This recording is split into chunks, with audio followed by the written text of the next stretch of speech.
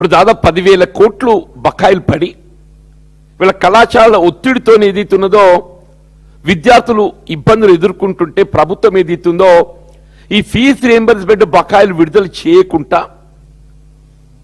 వీళ్ళ కొత్త జీవో 9 విడుదల చేసింది. GO 8 and 9.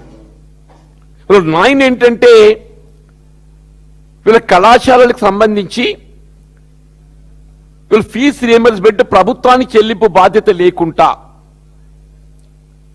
విద్యార్థులు ప్రభుత్వానికి విద్యార్థులు లింక పెడుతూ కళాశాల యాజమాన్యాలు ఏదైతుందో విద్యార్థుల దగ్గరికి వెళ్ళి ఫీజు వసూలు చేసుకునే విధంగా ఆప్షన్ క్రియేట్ చేసింది. మీరు నిన్న రాష్ట్ర అత్యున్నత న్యాయస్థానం హైకోర్టు కూడా తీర్పిచ్చింది. వీళ్ళ కళాశాలలు ఏదైతున్నదో వారికి రావాల్సినటువంటి ఒక బకాయిలకు సంబంధించిన చెల్లింపులే కానీ రేపు చేరబోయేటువంటి విద్యార్థులు ఇప్పుడు అడ్మిషన్ ప్రక్రియ ఆరంభమైంది. కౌన్సిలింగ్ జరుగుతుంది. ఈ అడ్మిషన్ ప్రక్రియ లోపల ఎవరైతే అడ్మిషన్ పొందుతారో వాళ్ళకు ఫీజు చెల్లించుకుంటేనే కానీ వాళ్ళ చేరిక అనేది ధృవీకరించబడదు. అంటే వాస్తవంగా ఎవడికి వారు చెల్లించుకునే ఆర్థిక స్తోమత ఉంటే ప్రభుత్వం ఎందుకే వాళ్ళు చెల్లించుకునే స్తోమత లేకనే ప్రభుత్వం ఏది ఇస్తుందో ఫీజు రియంబర్స్మెంట్ పథకాన్ని వీళ్ళు అమలు చేతలు పెట్టింది. దానికి తోడేది ఇస్తుందో గతంలో చేరినటువంటి విద్యార్థులు కూడా ఏది ఇస్తుందో సపోజ్ గత సంవత్సరం చేరిన విద్యార్థులు ఉంటారే ఇప్పుడు second and third year fourth year వీళ్ళ ఆ పీరియడ్ కంటిన్యూషన్కి ఏది ఇస్తుందో వాళ్ళ ఫీజు చెల్లింపు భారం ప్రభుత్వం ఏది ఇస్తుందో వైద్యులకి విద్యార్థుల మీదకి షిఫ్ట్ చేస్తుంది. ఏమంటే మేము ప్రభుత్వం విద్యార్థులకు చెల్లిస్తామని చెప్పండి. నువ్వు ప్రభుత్వం విద్యార్థులకు చెల్లించేది ఎన్నడూ చెల్లిస్తావో కానీ విద్యార్థులది ఇవాళ చెల్లించాల్సిన పరిస్థితి ఏర్పడ్డది. ఇలా ప్రభుత్వం విద్యార్థులకు ఎప్పుడు చెల్లిస్తుంది అనేది అది తదుపరి అంశం. అది వీళ్ళ విద్యార్థులు ఏదైతుందో ముందస్తుగా వాళ్ళ కళాశాలలు చెల్లించుకుంటేనే కానీ వాళ్ళ అడ్మిషన్ ధృవీకరించబడది, వాళ్ళ కొనసాగింపు ఏదైతుందో ధృవీకరించబడది, వాళ్ళ సర్టిఫికేట్స్ కూడా వాళ్ళు పొందలేకపోతున్నారు. వాళ్ళ విద్యాభ్యాసం ముగిసిన తర్వాత సర్టిఫికేట్స్ కూడా పొందలేకపోతున్నారని చెప్పి అంటున్నాం. అంటే ఇక్కడ ప్రభుత్వం ఏది ఎటుకెళ్ళి ఎటుపోతుందంటూ నేను వీళ్ళ మార్పు అనేది ఎప్పటికీ మెరుగు ఫర్ బెటర్, మార్పు అనేది ఫర్ బెటర్. వీళ్ళ టీఆర్ఎస్ ప్రభుత్వం 2 పర్యాయాలు ఏదైతే కార్యక్రమాలు అమలు చేసిందో అంతకంటే మేము భిన్నగా అమలు చేస్తామన్నటువంటి ఒక ఆచరణ పల్లికలు ఊరేగింపు చేసి వీళ్ళ కాంగ్రెస్ పార్టీ రేవంత్ రెడ్డి అధికారానికి వచ్చిందే. నువ్వు మెరుగు చేసే ముందు పక్కన పెట్టడం ఆయన గతంలో అమలు చేయబడిన కార్యక్రమాలకు తిలోదకాలు ఇచ్చి అవన్నింటిని ఏదైతుందో అవి అట్లే కొనసాగిస్తే కేసీఆర్ కు పేరు కొనసాగుతుంది. నువ్వు కేసీఆర్ కు పేరు కొనసాగుతున్నట్టుగా కుట్రబుద్ధితో ఏదైతుందో అవి నిలిపివేస్తే నష్టపోయేది ఎవరు? ఈ రాష్ట్ర భవిష్యత్తు. ఇవాళ ఏదైతుందో అన్లెస్ వీళ్ళు మీరు ఏదైతుందో ఫీజు రియంబర్స్మెంట్ ఇవాళ ఆ జీవో 9 ఏదైతుందో రద్దు చేయండి. ఆ జీవో 9 రద్దు చేయండి. నువ్వు జీవో 9 రద్దు చేసి ఏదైతుందో గతంలో ఏ విధంగా ఫీజు రియంబర్స్మెంట్ పథకం అమలు చేయడం జరిగిందో విద్యార్థులు కళాశాలకు ఫీజు చెల్లించుకునేటువంటి ఒక బాధ్యత లేకుండా ప్రభుత్వమే డైరెక్ట్గా కళాశాలలు చెల్లింపు చేసేట్టుగా కళాశాలలు చెల్లింపు చేయాల్సిన బకాయిలు చెల్లింపు. నువ్వు వాళ్ళతో ఏం మాట్లాడుతావు మాట్లాడు. కళాశాలలు ఏదైతే ఉందో అనుమతి ప్రభుత్వం ఇచ్చింది, వాళ్ళ ప్రభుత్వ అనుమతితోని కళాశాలలు కొనసాగుతున్నాయి. నువ్వు కళాశాలలు ఏదైతే ఉందో నువ్వు ఫీజు బకాయిలు చెల్లింపు చేయలేక వీళ్ళ కళాశాలలు ఏదైతే కోర్టును ఆశ్రయించడం, కోర్టు ఏదైతుందో వాళ్ళకు స్వేచ్ఛనీయటం, ఇదంతా అటువైపు ఏమైపోతుంది? విద్యార్థుల మెడకు చుట్టుకుంటుంది. వీళ్ళ ప్రభుత్వము కళాశాల యాజమాన్యాల తగువు ఏమవుతుందంటే అటుపోయి నిరుపేద వర్గాలకు చెందిన ఒక విద్యార్థులు వాళ్ళ కుటుంబాల మెడకు చుట్టుకుంటుందని చెప్పంటూ నేను దీని బాధ్యత ఎవరు వహించాలి? రేవంత్ రెడ్డి వహించాలి. దీని బాధ్యత ఎవరు వహించాలి? రేవంత్ రెడ్డి వహించాలి. వీళ్ళ రేవంత్ రెడ్డి ఏదైతే 30 మాసాలు గడుస్తుందా? నువ్వు 30 మాసాలుగా నువ్వు విద్యాశాఖ మంత్రివి.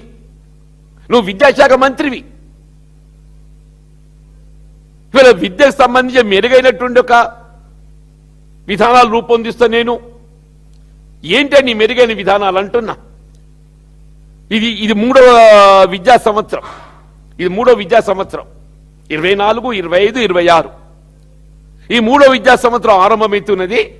ఒక్క గురుకుల ఆశ్రమ పాఠశాలను ఆరంభించేసినవే. 3వ విద్యా సంవత్సరం ఆరంభమవుతుంటే నువ్వు కనీసం ఒక్క విద్యా గురుకుల ఆశ్రమ పాఠశాల అన్నాడు కేసీఆర్ గారు ఏదైతే Jyotiba Phule BC residential schools ఆరంభింపజేసి మొత్తం దేశంలోనే బలహీన వర్గాలకు ఏదైతుందో ఆదర్శంగా నిలిచిండు. ఇవన్నీ ఒక్కటి ఆరంభింపజేయలేకపోవడమే కాకుండా అవన్నీ మూసివేయబడే విధంగా young India integrated residential school ఏంటి? What is your young India integrated residential school? అసలు దాని విధానాలు ఏంటి? అసలు కొత్తగా ఏదైనా చేరిక ఉండబోతున్నదా? దాని బోధన ఏ విధంగా ఉండబోతుంది?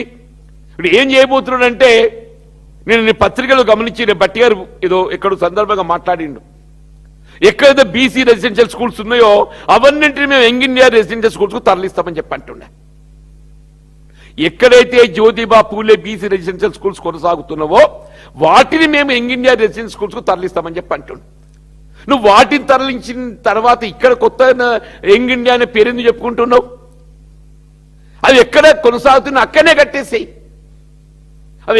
అక్కడే కట్టేసేవి అంటున్నాను. సమస్య పరిష్కారం అయిపోతుంది కదా. అవి ఎక్కడ కొనసాగుతున్నాయో ఈ బీసీ రెసిడెన్షియల్ స్కూల్స్ ఏదైతుందో అక్కడే భవనాలు నిర్మాణం చేస్తే కేసీఆర్ కు పేరు వస్తుంది. కాబట్టి ఏదైతే అవి కొనసాగకుండా వాటిని అక్కడ మూసివేసి ఇక్కడ తరలిచ్చి ఏదో కొత్త బడి పెడుతున్నట్టు ఈ మధ్య మీరు తెలంగాణ పబ్లిక్ స్కూల్ అని చెప్పని ఎక్కడో ఆరంభమైనట్టు చదివినమే. 6 ఎక్కడో చదివి నేను ఏందిరా అని చెప్పానంటే, గత ప్రభుత్వం మన ఊరు మన బడిలో మరమ్మతు చేసే పాఠశాలలకు కొనసాగుతున్న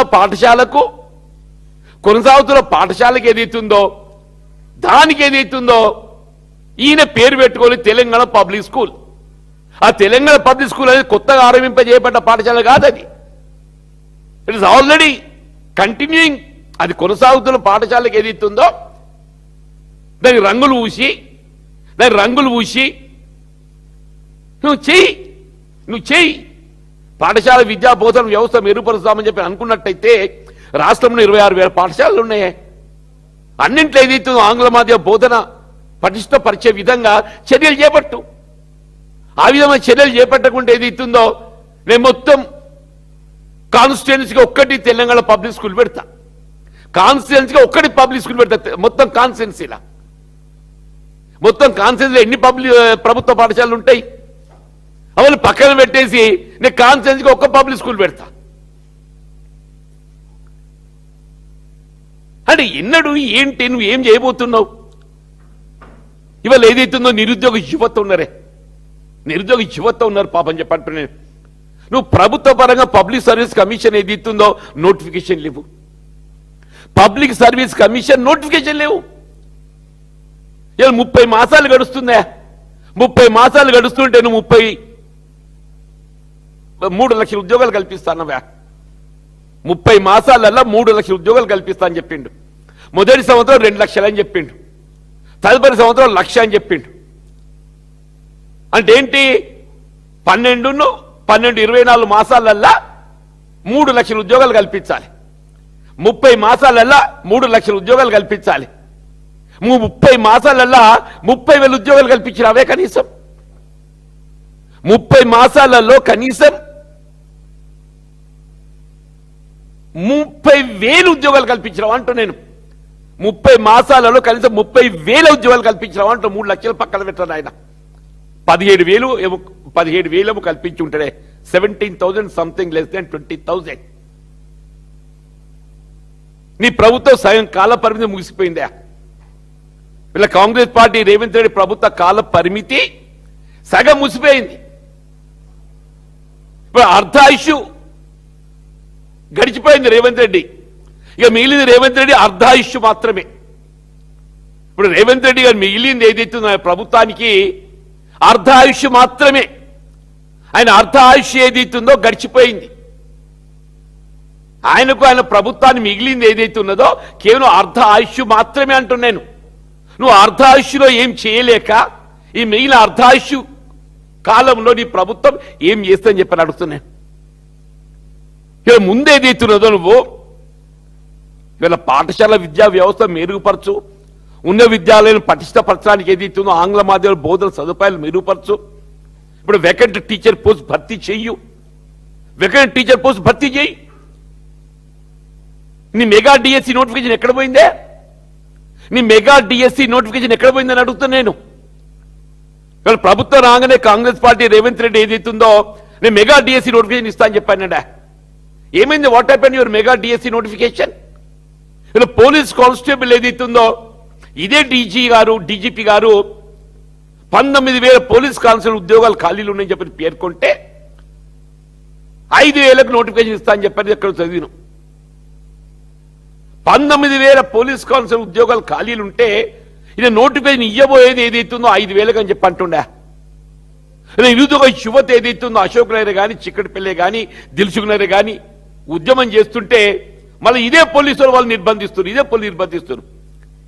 పోలీస్ కానిస్టేబుల్ ఉద్యోగాలు భర్తీ చేయాలని చెప్పని నిరసించి ఉద్యమిస్తే ఇదే పోలీసులు వాళ్ళను నిర్బంధనలు తీసుకుంటున్నారని చెప్పండి. ఇదెక్కడి న్యాయం అని చెప్పి అంటున్నాయి. రేవంత్ రెడ్డి గారు ఏదైతుందో ఆల్రెడీ నీ అర్ధ ఆయుష్ ప్రభుత్వం ఏదైతుందో గడిచిపోయింది. ఈయన మిగిలింది నీ ప్రభుత్వానికి అర్ధ ఆయుష్. ఇలా రేవంత్ రెడ్డి గారి ప్రభుత్వాన్ని మిగిలింది అర్ధ ఆయుష్ గడిచిపోయింది. ఈ అర్ధ ఆయుష్లో ఏదైతుందో నువ్వు ఏమీ చేయలేకపోయినవు. ఇవాళ విద్యాశాఖ నీ దగ్గర ఉన్నది. విద్యా వ్యవస్థ ఏ విధంగా మెరుగుపరుస్తావు? కొనసాగుతున్న ప్రభుత్వ పాఠశాలను ఏ విధంగా మెరుగుపరుస్తావు? బోధనా వ్యవస్థను ఏ విధంగా మెరుగుపరుస్తావు? దానికి సంబంధించి నిర్ణయం తీసుకోక నేను 26,000 పాఠశాలలు మూసేస్తా, 4,000 కొనసాగిస్తా. ఇది ఎక్కడ ఆయన ఒక కొత్తబడి పెట్టు అని చెప్పని నీ రైట్ టు ఎడ్యుకేషన్ యాక్ట్ విద్యా హక్కు చట్టం బోధిస్తుంది, మరి పేర్కొంటుంది. విద్యా హక్కు చట్టం పేర్కొంటుంది అంటున్నా నేను. ప్రతి ఆవాసితంలో ప్రతి నివాసిత ప్రాంతంలో ఒక పాఠశాల పెట్టు అని చెప్పని రేవంత్ రెడ్డి గారు చేసిన రాజ్యాంగ నిబంధనలు ఉల్లంఘించే విధంగా ఇలా యూపీఏ ప్రభుత్వం ఏదైతుందో విద్యాకు చట్టాన్ని పట్టుకొస్తే దాని భిన్నంగా ఏదైతే దాన్ని నీరు గార్చేట్టు ఈయన పాఠశాల మూసేస్తారంట. ఇవాళ ఏదైతే ముందుగా ఏదైతున్నదో ఇవాళ ఈ ఫీజు రియంబర్స్మెంట్ సంబంధించి ఇవాళ మొత్తం విద్యార్థి లోకం ఏదైతుందో ఆందోళన చెందుతుంది. మొత్తం విద్యార్థి లోకం తల్లిదండ్రులు, నిరుపేద వర్గాల తల్లిదండ్రులు, పేరెంట్స్ ఏదైతుందో వాళ్ళ విద్యార్థుల భవిష్యత్తు వాళ్ళు ఏ విధంగా చదివించుకోవాలి, ఇలా ప్రభుత్వం ఏదైతుందో వాళ్ళు తోడు నిలిచి వాళ్ళ ఫీజులు ఏదైతుందో భారం కాకుండా వాళ్ళపై చదివిస్తారని చెప్పి అనుకుంటే ఏదైతున్నదో ఆ ఫీజు రియంబర్స్మెంట్ పథకాన్ని వీళ్ళు నీరు కాచే విధంగా జీవో 9 పట్టుకొచ్చిందా, నువ్వు జీవో 9 వెంటనే రద్దు చేయి. వీళ్ళ విద్యార్థులు ఏదైతుందో వాళ్ళ పేరెంట్సే ఏ విధమైనటువంటి ఒక చెల్లింపు లేకుండా వాళ్ళ చేరిక ధృవీకరింప చేయబడే విధంగా గతంలో ఏ విధంగా ఫీజు రియంబర్స్మెంట్ పథకం అమలు చేయడం జరిగిందో ఆ విధంగా ఏదైతుందో దాన్ని మీరు కొనసాగింపు చేయండి. ఆ ఉన్న బకాయిలు ఏదైతే 10,000 కోట్లు ఉన్నాయి. నేను చదివిన ఆర్ కృష్ణయ్య గారు రేపు 30 తారీఖు ఏదో పిలిపించిండా. ఆర్ కృష్ణయ్య గారు ఒక పిలిపించిండు, నేను చదివిన ఎక్కడ 30 తారీఖు ఏదో ప్రభుత్వ కార్యాలయం ముచ్చరించాలని ఏదో పిలిపించినట్టు. అంటే ఏంటి? ఏ పరిస్థితి? ఎక్కడికి పోతున్నావు నువ్వు? అన్లెస్ ఈ ఫీజు రియంబర్స్మెంట్ పథకం ఇవాళ ఏదైతుందో నువ్వు జీవో 9 రద్దు చేయి. ఇవాళ గతంలో ఏదైతుందో ఏ విధంగా విద్యార్థుల తల్లిదండ్రులపై ఏ విధమైన ఆర్థిక భారం లేకుండా ప్రభుత్వం భారం వహించేట్టు వీళ్ళ అమలు చేయడం జరిగిందో దాన్ని కొనసాగింప చేయి. వాళ్ళకు విడుదల చేయవలసిన ఒక 10,000 కోట్లు నువ్వు తక్షణమే విడుదల చేయి. దాంతో పాటుగా ఏదైతుందో నిరుద్యోగ యువతకు సంబంధించి వీళ్ళ నోటిఫికేషన్, ఆ నోటిఫికేషన్ వీళ్ళ సెల్ఫ్ ఎంప్లాయ్మెంట్. ఆశ్చర్యం ఏంటంటే సెల్ఫ్ ఎంప్లాయ్మెంట్, స్వయం ఉపాధి, రాజీవ్ యువ వికాసం. పాపం రాజీవ్ గాంధీ గారి పేరు పెట్టుకున్నందుకన్నా ఆయన మీద గౌరవంతో ఉన్న కార్యక్రమాన్ని అమలు చేయాలి కదనే. పేరేమో రాజీవ్ గాంధీ పెడతావు, ఆ రాజీవ్ గాంధీ గారి పేరు ఏది ఇస్తుందో చులుగా చేయబడేట్టు దాదాపు 20 లక్షల నిరుద్యోగ యువత ఏదైతుందో స్వయం ఉపాధి కింద దరఖాస్తు చేసుకున్నారా. దాదాపు 20 లక్షల నిరుద్యోగ యువత మీ 25, 26 ఏదైతుందో రాజీవ్ యువ వికాసం కార్యక్రమాన్ని అమలు చేసి 1 లక్ష నుండి 4 లక్షల రూపాయలకు ఆర్థిక సాయం అందింపజేస్తామని చెప్పని ప్రభుత్వం ప్రకటించిందో దాదాపు 20 లక్షలు నిరుద్యోగ యువత ఏదైతుందో ఆర్థిక సహాయం ఇవాళ ఆర్థిక సహాయం అంటే ఇవాళ స్వయం ఉపాధి పథకం అమలుకి ఏది మంజూరికి అప్లై చేసుకుంటే ఇంతవరకు ఒక్కట్లేదు. 6,000 కోట్ల బడ్జెట్ కేటాయించింది గత సంవత్సరం 6,000 కోట్ల బడ్జెట్ కేటాయింపు చేసిండ్రు. 6,000 కోట్లు కాదు కదా, 6 రూపాయలు ఖర్చు చేయలేదు. 6,000 కోట్లు కేటాయింపు చేస్తే 6 రూపాయలు కూడా ఖర్చు చేయలేదని చెప్పాడు. 6 కోట్లు 6 రూపాయలు కూడా ఖర్చు చేయలేదని చెప్పి అంటున్నా. నువ్వు విద్యార్థులు నిరుద్యోగ ఈ దేశ భవిష్యత్తు, ఈ రాష్ట్ర భవిష్యత్తు అంటున్నాను. ఈ రాష్ట్ర భవిష్యత్తు అని చెప్పి అంటూ నేను విద్యార్థులు నిరుద్యోగ యువత ఈ రాష్ట్ర భవిష్యత్తు, ఆ భవిష్యత్తు తీర్చిదిద్దే బాధ్యత వీళ్ళ ప్రభుత్వంపై ఉన్నది. వీళ్ళ వాళ్ళ పుణ్యమే తెలంగాణ రాష్ట్రం వచ్చిందా? వాళ్ళ త్యాగాల ఫలితంతో ఏదైతుందో కేసీఆర్ గారు ఏదైతుందో ఉద్యమ నాయకత్వంతో ఏదైతుందో తెలంగాణ రాష్ట్రాన్ని సాధించుకోవడం జరిగిందని చెప్పి అంటున్నా. దయచేసి ఇప్పటికైనా కానీ ఇవాళ ఈ పాఠశాల విద్యా వ్యవస్థను బలోపేతం చేయడానికి చర్యలతో పాటుగా ఈ ఫీజ్ రియంబర్స్మెంట్ బకాయిలు తక్షణమే విడుదల చేయండి 10,000 కోట్లు. ఇలా కొత్తగా చేరేటువంటి విద్యార్థులకు ఏదైతున్నదో వాళ్ళు ఏ విధంగా చెల్లింపు లేకుండా వాళ్ళ చేరిక అడ్మిషన్ ధృవీకరింప చేయబడే విధంగా చేరినట్టుగా విద్యార్థులు ఏదైతుందో గతంలో 1 సంవత్సరం మొదటి సంవత్సరం గడిచిపోయినా వీళ్ళ 2nd year 3rd year 4th year engineering స్టూడెంట్స్కి ఏదైతున్నదో 4 ఇయర్స్ కోర్స్ 1 సంవత్సరం గడిచింది. గత సంవత్సరం అడ్మిషన్ తీసుకోవడం జరిగింది. ఇప్పుడు 2nd year 3rd year 4th year ఈ జీవో 9 ప్రకారం ఏమవుతుందనంటే ఆ విద్యార్థులు 2nd ఇయర్ లో వాళ్ళ ఫీజు చెల్లించుకుంటేనే కానీ ఆ 2nd ఇయర్ యొక్క వాళ్ళ బోధన కొనసాగదు. కోర్టు ఏమైపోయిందంటే వీళ్ళ విద్యార్థులు ఇవాళ ప్రభుత్వము యాజమాన్యాల తగువ అనేది ఏదైతుందో ప్రభుత్వము కళాశాల యాజమాన్యాల తగువ అనేది అటువై నిరుపేద విద్యార్థుల మెడకు చుట్టుకుంటుందంటున్నాను. రేవంత్ రెడ్డి గారు ఇప్పటికైనా నువ్వు విద్యామంత్రిగా నీ బాధ్యత నిర్వర్తింప చేయ విధంగా నువ్వు చర్యలు చేపట్టాలని చెప్పని డిమాండ్ చేస్తున్నాం. సారీ మిత్రులు మన శశిధర్ రెడ్డి గారు పరిచయమే కదనే ex-MLA my colleague my pass colleague and student leader was university president. ఈ వాజ్ విద్యార్థి నాయకుడు, ప్రస్తుతం బీఆర్ఎస్ నాయకుడు. అదే విద్యార్థి నాయకుడు అంటే ప్రస్తుతం బీఆర్ఎస్ నాయకుడు. బీఆర్ఎస్ నాయకుడు కొనసాగుతారు. పార్టీ అనేది ఏదైతున్నదో